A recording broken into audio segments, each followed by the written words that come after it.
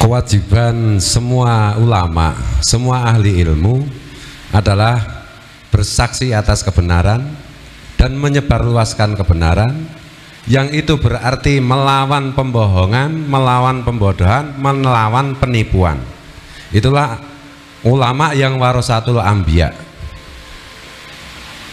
Jadi saya serukan kepada semua yang merasa dirinya ilmuwan, mari bersama-sama kita menyadarkan publik, kita menyelamatkan publik dari tipu daya Habib-Habib Alawi yang mengklaim dirinya sebagai dzurriyyat Nabi. Karena itu berbahaya untuk umat, berbahaya untuk bangsa dan negara, berbahaya untuk kesetaraan, berbahaya untuk Bhinneka Tunggal Ika, berbahaya untuk NKRI, berbahaya untuk Pancasila. Jadi jangan kalian hanya main aman saja. Saya nggak ikut-ikutan, nanti saya tidak dituduh begini dan begitu, tidak dibully, tidak dipersekusi. Kalau begitu berhentilah kalian mengaku sebagai ulama, berhentilah kalian mengaku sebagai ilmuwan, berhentilah kalian mengaku sebagai tokoh. Ini saya keras, karena ini menyangkut kepentingan semua umat manusia, khusus umat Islam di Indonesia. Ya, kalau bicara soal eksternal, internal, itu kita harus punya sudut pandang. Sudut pandang kita ini teologis atau historis. Kalau sudut pandang kita ini teologis, apa yang termaktub dalam bukti internal sudah cukup diyakini sebagai doktrin. Jadi kalau kita Muslim mengatakan Nabi Muhammad Sallallahu Alaihi Wasallam itu keturunan Nabi Ismail, dan itu ada di dokumen Muslim saja, cukup diimani. Tidak perlu diupayakan memaksa orang lain untuk percaya dengan itu bila mereka non Muslim. Ini sebetulnya jalan yang sederhana. Jadi kalau ingin diakui Nabi Muhammad Sallallahu Alaihi Wasallam nasabnya nyambung kepada Ismail, harus ada bukti eksternalnya apa? Ini kalau bicara soal doktrin, aspek teologis. Tapi kalau bicara aspek historis, sekali lagi menuntut bukti eksternal, itu dari kacamata filologis. Makanya apa yang sering saya katakan dan saya uraikan dalam berbagai macam diskusi, selalu saya itu berbasis dengan data. Karena data itu mencerahkan bagi siapapun, sekalipun mereka belum beriman, tapi mereka tidak bisa mengatakan bahwa itu tidak benar, karena dokumennya ada pada dokumen eksternal. Contoh sederhana saja, kalau kita merujuk pada bukti internal, data apa yang mengkonfirmasi bahwa Nabi kita Muhammad Sallallahu Alaihi Wasallam itu keturunan Nabi Ismail? Data apa itu? Paling lama itu adalah data yang ditulis oleh Ibnu Ishaq. Beliau wafat tahun 150 Hijri. Jaraknya dengan masa kehidupan Nabi sangat jauh. Itu bukti internal. Tapi kalau kita kaitkan dengan bukti eksternal, misalnya manuskrip yang disebut Doktrina Yakobi, itu terdeteksi dengan karbon C14 atau radiokarbon. Itu ternyata usianya tahun 634 Masehi usianya. Sedangkan Nabi Shallallahu Alaihi Wasallam itu wafat tahun 632 Masehi. Jaraknya hanya 2 tahun. Ini bukti eksternal. Dan itu ditulis dalam bahasa Yunani, bukan bahasa Arab, dari Imperium Romawi, Bizantium. Ini semakin menegaskan bahwa beliau bukan sekedar tokoh fiktif, tapi tokoh historis. Dan tokoh historis itu dikonfirmasi dengan data eksternal. Kita sekarang tergantung mau pilih dokumen internal saja, itu pilihan. Dan kita tidak bisa memaksa. Tapi kalau orang itu mau mengkaji secara ilmiah dengan mengkaitkannya dengan bukti eksternal, itu keislamannya bukan semakin rapuh tapi semakin kokoh. Karena apa? Ada dokumen eksternal. Jadi kalaupun disampaikan kepada siapapun, lepas agamanya apapun, mereka tidak menolak bahwa Muhammad sallallahu alaihi wasallam memang bernasab pada Ismail. Itu fakta, real. Ini buku yang saya pernah sampaikan di narasi-narasi kajian saya. Bahasanya bahasa Yunani, ada bahasa Latin. Di sini tertuliskan nama Muhammad langsung. Dan saudara pernah ikuti itu, membuktikan memang iya. Jadi siapapun mereka, kalau ingin membuktikan sesuatu dan perlu disajikan dan disosialisasikan kepada komunitas di luar komunitasnya, wajib dan dituntut dokumen eksternal. Saya kira itulah yang menjadi satu pemikiran yang ada di sini semua. Saya kira demikian ya. Mudah-mudahan bermanfaat. Ketika kita mengadakan sebuah kajian dan memiliki sebuah kesimpulan, sebenarnya tugas seorang pengkaji peneliti berhenti sampai di situ. Tetapi kenapa saya terutama dan teman-teman ini mau bersusah payah untuk menyebarluaskannya? Kenapa? Karena kita merasa tidak cukup kita mengadakan kajian, mengadakan penelitian, kemudian berhenti sampai di situ karena kebutuhannya mendesak. Ini yang saya lakukan adalah sesuatu yang berkaitan dengan cinta. Karena saya mencintai bangsa ini, saya mencintai negara ini, saya mencintai para habaib, agar mereka tidak terus di dalam apa yang sekarang mereka sedang berada. Maka saya ini perlu untuk menyadarkan berdasarkan kesimpulan dari kajian yang saya lakukan. Kalaulah dari kesimpulan kajian itu mereka hari ini marah, kesel, jengkel, ya, saya yakin semua itu tidak akan terjadi di akhirat. Hari ini mereka marah, dan saya yakin di akhirat merekalah orang yang akan berterima kasih kepada saya.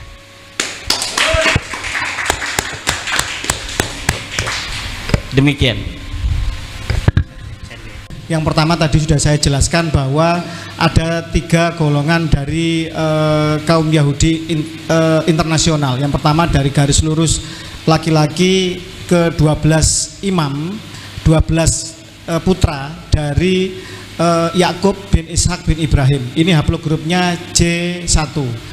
Ada kode L860 dan P58. 860 keluarga Israiliyah garis lurus dan P58-nya Ibrahim. Itu yang pertama. Yang kedua, di antara mereka juga perempuan-perempuan dari 12 suku ini dikawin oleh etnik lain, ras lain, yang karena kemudian kalah secara literasi, secara kodifikasi keagamaan, sehingga kemudian membentuk suku bangsa yang keturunan yang memeluk Yahudi. Ini yang kedua. Bisa grup E, bisa I dan lain-lain, R bisa. Kemudian ada lagi yang sama sekali bukan keturunan dari 12 putra Yakub bin Ishak bin Ibrahim. Dan tadi saya katakan sialnya Ba'alawi ini adalah keturunan dari Kaukasia yang terindikasi dan menurut beberapa pakar sejarah sebagai Yahudi Khazar, yang Yahudi Khazar ini muncul dari golongan haplogrup G yang berdomisili di Kaukasia. Jadi itu.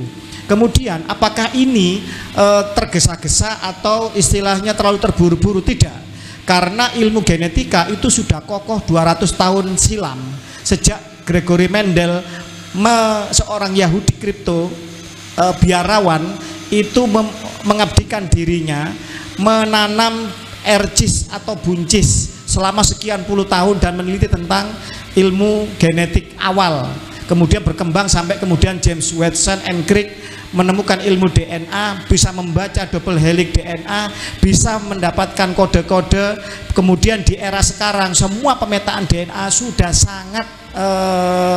sangat komprehensif, sehingga salah satunya selain ATDNA, YDNA maupun mtDNA itu ada DNA sampah yang dianggap tidak ada gunanya ternyata bisa terpetakan. Nah, ini sudah sangat maju sekali. Bahkan sekarang membaca DNA itu adalah ilmu kemarin. Ilmu hari ini adalah melakukan restriksi rekombinan, melakukan cloning, melakukan sport science, melakukan rekayasa genetik untuk merakit DNA untuk menghindarkan penyakit-penyakit bawaan itu secara genetik. Jadi sudah sangat maju membaca DNA, ilmu kemarin. Jadi kalau ada yang meragukan tes DNA adalah orang-orang yang tidak saja hidup di hari kemarin, tetapi hidup di abad pertengahan abad ke-8. Itu yang bisa saya jawab. Kemudian terkait mengenai masalah apakah Ba'alawi ini sudah terpetakan? Sudah terpetakan. Bahkan di dalam ISOGG, komunitas ilmuwan genetik internasional, Bani Alawi ini disebut Sadah Hadramut, ya, itu berbeda gitu. Ini sudah terpetakan sebagai suatu subbangsa sendiri. Di dalam pemetaan dari beberapa proyek genetik dari keluarga besar Yahudi sendiri, ada Doron Behar Project, Avotaino Project, bahkan di Family Tree DNA yang dimiliki oleh orang Yahudi bernama Brent Grisman, itu Ba'alawi di dunia ini sudah terpetakan berhaplogrup G dengan kode-kode haplotype-nya masing-masing. Pertanyaannya, apakah Ba'alawi di Indonesia? Semuanya Ba'alawi ini juga masih harus dikaji. Karena apa?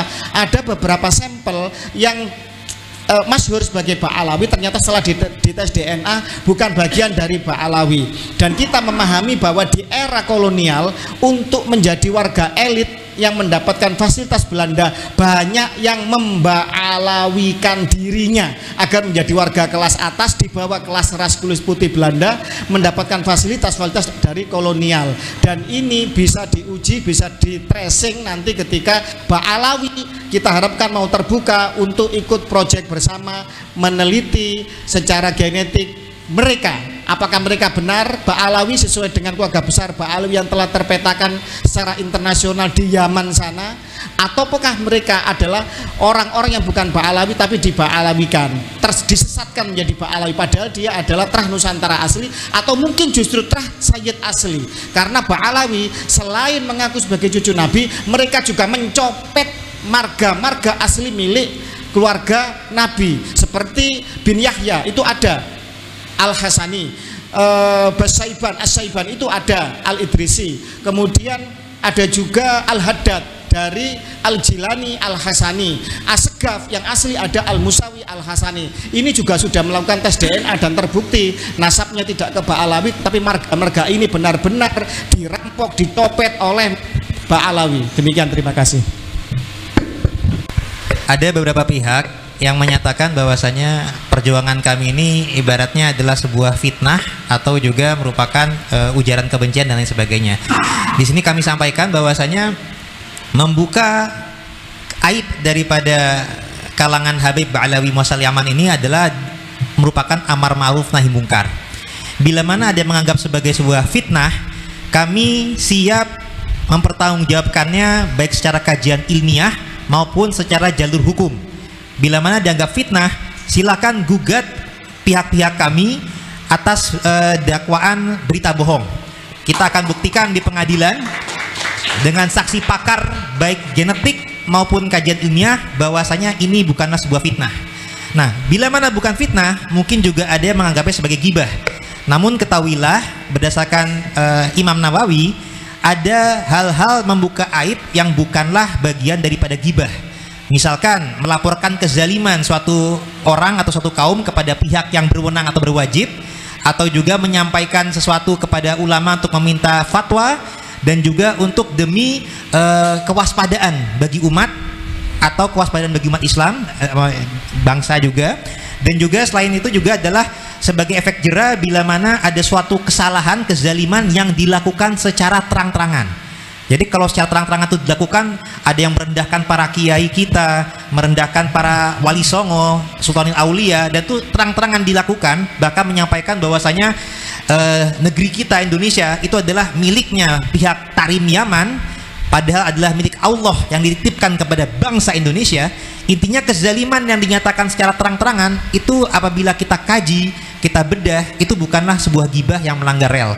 Dan juga artinya perjuangan kita ini insya Allah akan terus berlanjut sebagai bentuk amar ma'ruf nahi mungkar. Dan juga saya terinspirasi juga tentang masalah yang disampaikan Profesor Menachem Ali tentang adanya data internal dan eksternal. Jadi perjuangan kami tidak sekedar membuat atau membuka aib bahwasanya Ba'alawi itu bukanlah keturunan Rasulullah, tapi merupakan keturunan Yahudi Khazar Kaukasus yang suka bikin kasus. Kami juga sifatnya meluruskan sejarah dan silsilah leluhur bangsa kita. Jadi terutama Wali Songo yang sangat berjasa dalam penyebaran dakwah Islam di bumi Nusantara, sehingga umat Islam terbanyak di dunia adanya di Indonesia. Dulu sempat dibelokkan oleh kalangan Ba'alawi seakan-akan berketurunannya dari Muasal Yaman. Tapi alhamdulillah berdasarkan data internal berbagai manuskrip dari zaman ke zaman dan data eksternal sebagaimana di pernyataan Profesor Menachem Ali, suatu hal mendekati kebenaran apabila terbackup, terdukung antara data internal dan data eksternal ya Prof ya.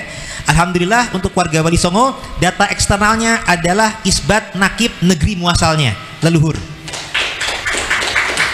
Jadi data eksternal keluarga Wali Songo ada jalur yang dari Maroko Maghrib yang sudah terisbat oleh nakib dari Maroko, Irak, Damaskus. Dan untuk jalur keluarga Bani keturunan Musa Al-Kazim dari Jimil Kubro sudah terisbat dengan data eksternal dari nakib Bani Musa Al-Kazim Irak, India, dan juga Mesir. Jadi ini adalah suatu pelurusan yang kami juga harapkan saudara-saudara kami dari keluarga Wali Songo jangan lagi terdoktrin oleh versinya Ba'alawi yang akhirnya malah terjadi adu domba di kalangan keluarga Wali Songo. Kita harus sama-sama sadar leluhur kita berbeda jalur dengan Ba'alawi. Mari kita sama-sama berjuang demi kemaslahatan bangsa dan negara kita, tidak hanya untuk sekadar keluarga Wali Songo, tapi menghadapi Bani Ba'alawi yang bersifat rasis dan juga bertindak radikal, dan juga mereka sombong dan merendahkan para kiai, dan juga ini terkaitnya juga mereka hendak mendominasi bangsa Nusantara dengan cara yang halus. Nah terkadang cara halus ini ibarat pepatah itu seperti memasak kodok, merebus kodok itu dengan suhu yang tidak langsung panas tapi bertahap, sehingga kodok itu apabila direbus dengan suhu yang bertahap dia tidak akan merasa sadar sedang dibunuh, perlahan-lahan nantinya akan langsung mati. Nah kita tidak ingin bangsa kita ini terjajah dengan termabukkan, mabuk cinta buta oleh kalangan Ba'alawi yang seakan-akan memberikan janji surga dengan doktrin-doktrin yang halu, padahal itu adalah merendahkan dan juga mengkerdilkan bangsa kita yang semestinya bangsa kita merdeka di negeri sendiri.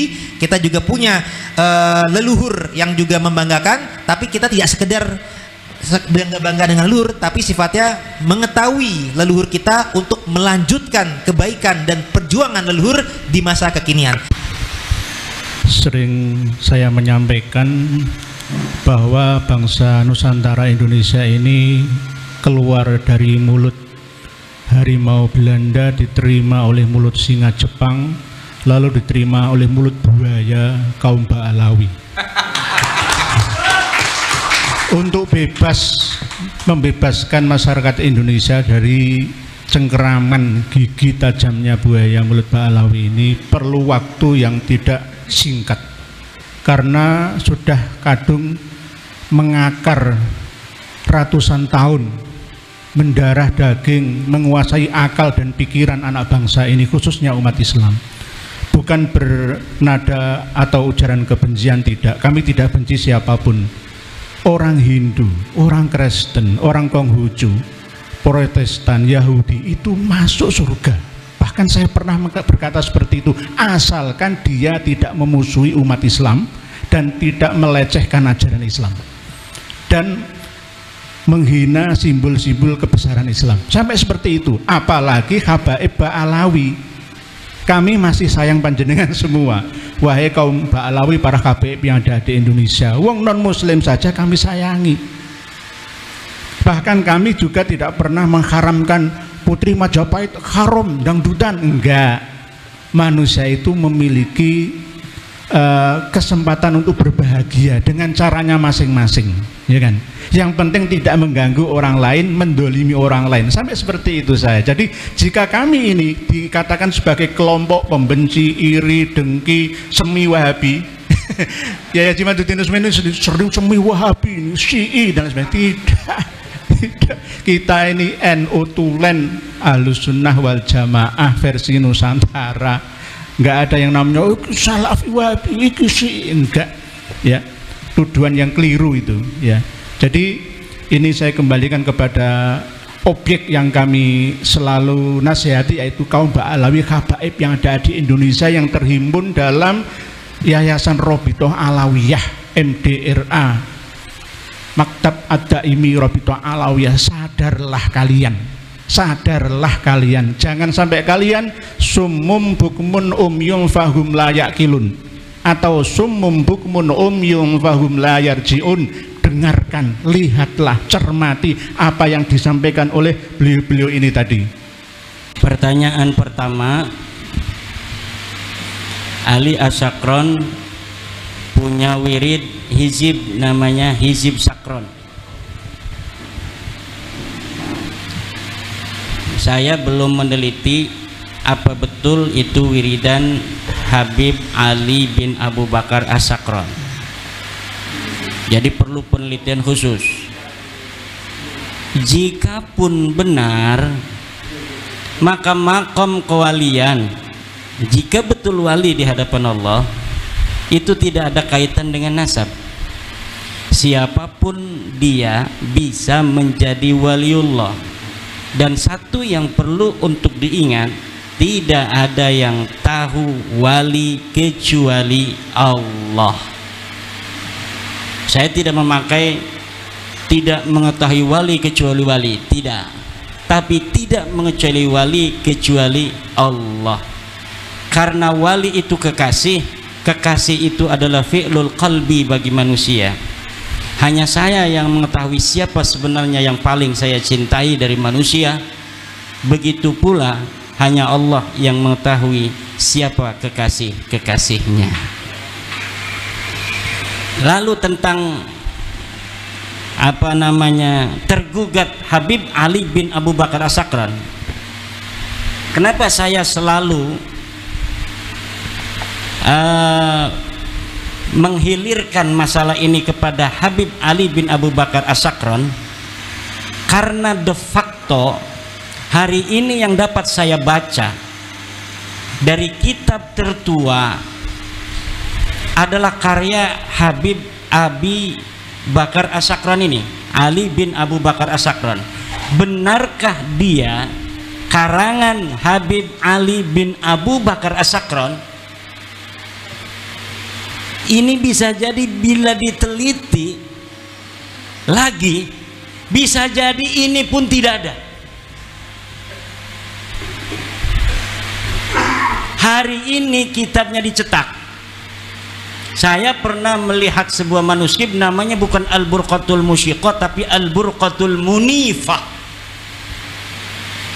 Betulkah dia karangan Habib Ali bin Abu Bakar As-Sakron abad 9 atau karya orang yang iseng-isengan pada abad 14 yang kemudian diberikan nama sebagai karya dari Habib Abu Bakar As-Sakron? Karena ada riwayat di dalam kitab abad 10, Habib Ali bin Abu Bakar As-Sakron menulis sebuah kitab namanya Al-Burqatul Musyiqah atau Al-Burqatul Munifah. Ini bisa jadi hanya orang karena baca di abad 10 atau di abad 11 ada kitab Habib Ali bin Abu Bakar As-Sakron yang pernah memiliki kitab namanya Al-Burqatul Musyiqah, lalu dikarang kitabnya pada abad 14 atas nama kitab yang pernah ada terdeteksi bernama Al-Burqatul Musyiqah. Dan ini saudara hati-hati, ada orang yang ingin berusaha untuk mencari kitab sejaman dengan membaca sebuah referensi bahwa Ubaidillah mempunyai kitab bernama Al-Intisar misal, manuskripnya tidak ada, lalu manuskrip itu dibikin hari ini, kemudian dinamakan Al-Ubaidillah, kemudian proyeksi sedemikian rupa sehingga nampak manuskrip ini menjadi manuskrip yang tua. Ini sering terjadi dan pernah terjadi di Indonesia tentang manuskrip negara Kertabumi yang di tahunkan 1696. Setelah diteliti oleh pakar-pakar filolog, ternyata itu kertas tahun 1960. Kertasnya kertas Manila. Ini bisa terjadi. Itu namanya menurut Profesor Menachem Ali adalah DNA naskah. Catatan Tuhan yang ada dalam naskah. Ini tidak akan bisa dibohongi. Karena kapan dia dicetak dalam kertas itu ada, apalagi kertas-kertas masa lalu. Dalam kertas kalau kita ini kan seperti duit itu ada lambang tahun berapa dia itu dicetak. Dan apabila di dalam kertas ini tidak ada tahun, maka di dalam setiap pabrik itu ada tahun berapa dia mencetak kertas apa, di produksi berapa lembar, kemudian dijual di daerah mana saja. Itu ada datanya dan gampang untuk diteliti dan ditelusuri. Apalagi nanti di yaumul hisab akan banyak manuskrip-manuskrip palsu. Di yaumul hisab menumpuk tentang kedustaan-kedustaan yang hari ini diciptakan tentang masa lalu yang tidak pernah terjadi. Wallahu wal muwaffiq ila aqwamit thoriq. Ya, kemarin itu saya menyesalkan adanya orang-orang yang bukan menggunakan kecerdasan untuk menghadapi keadaan. Dalam hal ini adalah keadaan nasab Ba'alawi yang saya gugat, bahwa nasab ini terputus 550 tahun, bahwa nasab ini adalah batil, bahwa nasab ini adalah mardud. Kemudian ketika saya merasa bahwa ini adalah saya mempunyai kewajiban untuk menyebarluaskan apa yang saya yakini menurut hati nurani saya berdasarkan dari kajian-kajian pustaka library riset ini, maka kemudian ada orang-orang yang tidak menerima itu dan melakukan hal-hal yang seperti terjadi di Tambun kemarin. Seharusnya apabila kajian ilmiah itu dibalas dengan kajian ilmiah. Kalau itu misalnya sebuah ceramah, ya mungkin bisa dibalas dengan ceramah yang lain. Mereka mengadakan ceramah kemudian mengadakan orasi atau ceramah yang sama untuk mengkanter apa yang saya ucapkan dalam ceramah itu. Namun itu tidak dilakukan, justru mengadakan intimidasi. Ini akan semakin membuat masyarakat menjadi tahu bahwa begitu penting mungkin bagi Ba'alawi pengakuan orang lain terhadap nasab dia, sementara mereka tidak bisa untuk menunjukkan bukti-bukti dari kesahihan nasab mereka.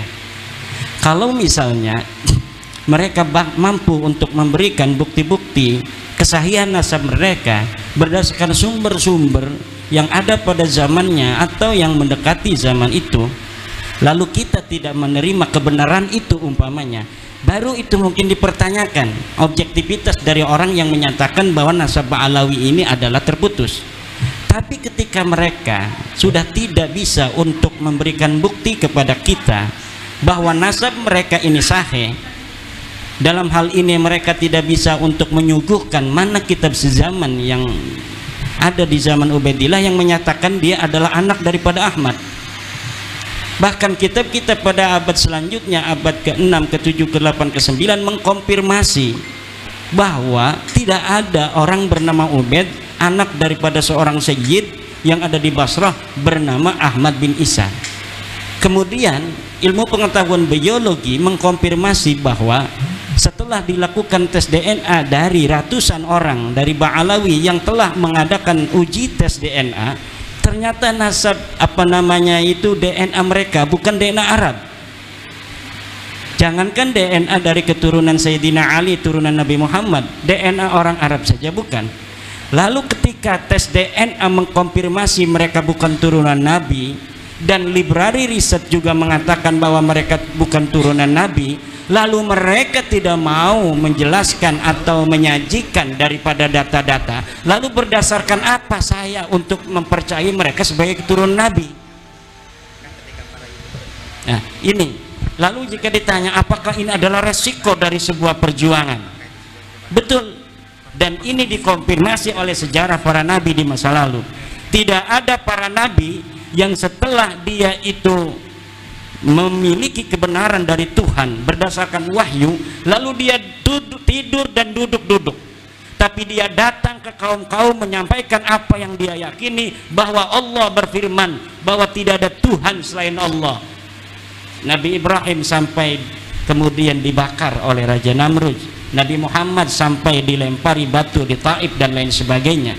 Saya tidak menyamakan bahwa kebenaran yang saya bawa seperti kebenaran yang dibawa oleh Nabi Muhammad, tapi minimal ini adalah kebenaran yang saya yakini walaupun orang lain belum meyakininya. Saya ingin menambahkan tentang kitab sejaman atau sumber sejaman.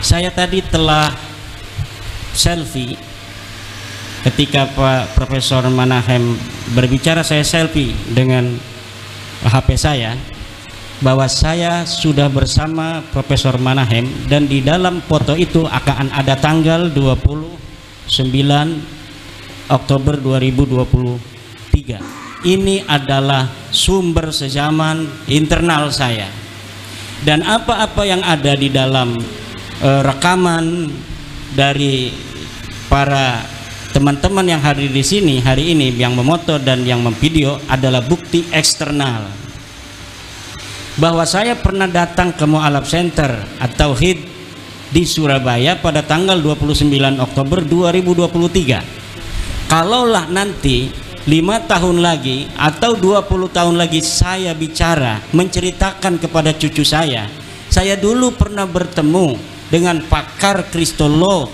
seorang pejuang dari Surabaya yang melindungi, membimbing para mu'alaf yang ada di Surabaya. Kata cucu saya, mana buktinya kek? Ini buktinya, foto yang sudah saya print, ada tanggalnya 29 Oktober 2023. Lalu anak saya ini lihat-lihat YouTube, kebetulan ada yang upload YouTube, dan kebetulan masih ada saat itu 20 tahun lagi YouTube itu masih ada di internet. Ceritanya internet tidak hancur. Betul itu kakek saya ngomong, bukan hanya dia bohong. Karena apa? Foto bisa dipalsukan, tapi ternyata ada bukti-bukti eksternal yang banyak di YouTube yang upload. Hari ini kita pernah ada di Mu'alaf Center. Itulah. Kalau misalnya kita tidak selfie, tidak ada juga orang-orang yang upload, atau tidak ada Tribun Surabaya memposting atau memberitakan kedatangan saya hari ini di Mu'alaf Center ini, lalu berdasar apa orang percaya kalau saya bercerita saya pernah ketemu Profesor Manahem Ali di Surabaya? Kalau misalnya kita hanya berdasarkan husnudon pada orang bercerita, maka cukup itu menjadi keyakinan Anda sendiri. Tapi Anda tidak bisa untuk memaksa orang lain untuk mempercayai apa yang Anda yakini. Maka saya bisa katakan pula hal yang sama kepada saudara-saudara saya dari Ba'alawi. Jika Anda tidak mampu untuk membawa dan membuktikan sumber-sumber sejaman tentang 6 leluhur Anda yang tidak terkonfirmasi dalam kitab-kitab nasab, dan Anda meyakininya seyakin-yakinnya, saya tidak akan masuk ke dalam keyakinan Anda. Saya tidak akan ikut campur terhadap keyakinan Anda. Tetapi selama Anda tidak bisa membuktikan sumber-sumber sejaman itu, maka jangan sampai Anda memaksa orang lain untuk percaya terhadap klaim Anda. Nggak usah Anda persekusi orang lain yang mengatakan bahwa Anda bukan cucu Nabi. Kenapa? Karena Anda tidak bisa membuktikan bahwa Anda sebagai cucu Nabi. Dalam library riset Anda tidak terbukti, di dalam tes DNA Anda melenceng, lalu berdasar apa orang lain harus percaya bahwa Anda adalah cucu Nabi? Tapi kalau Anda mau meyakini itu dalam keyakinan Anda dan kemudian diwariskan pada keturunan Anda, silahkan saja. Tapi jangan sampai mengatakannya di hadapan publik. Karena ketika Anda mengatakan itu di hadapan publik, akan ada konsekuensi sosiologis dan religius yang akan berkaitan dengan klaim Anda. Karena yang Anda klaim itu adalah bukan nasab sembarangan, tapi nasab baginda Nabi besar Muhammad SAW yang mempunyai implikasi sosial, implikasi religiusitas di situ. Di mana berdasarkan sebagian tafsir keagamaan dianjurkan untuk mencintai daripada keturunan baginda Nabi besar Muhammad sallallahu alaihi wasallam. Harapan saya kepada Ba'alawi, kepada kita semua, pada bangsa Indonesia, nasab bukanlah hal penting dalam kehidupan kita. Pak Jokowi tanpa tahu dia nasab kemana dia jadi presiden Indonesia 2 periode dan bisa jadi ditambah 1 periode anaknya. Dia tidak pernah mengatakan dia keturunan siapa. Dia tidak pernah mengatakan dia turunan daripada Mataram. Dia tidak pernah mengatakan dia keturunan Batok Kalong. Dia tidak pernah mengatakan turunan Sultan Banten. Tapi dengan kediriannya dia dapat menjadi seseorang yang penting di dalam kehidupan. Inilah yang menjadi standar kita dalam menjalani kehidupan. Bukanlah seseorang itu yang berbangga tentang masa lalu dari leluhurnya, tetapi orang itu harus berbangga dengan apa yang dilakukannya hari ini yang bermanfaat untuk dirinya, lingkungannya, bangsa, negara, agama, dan dunia.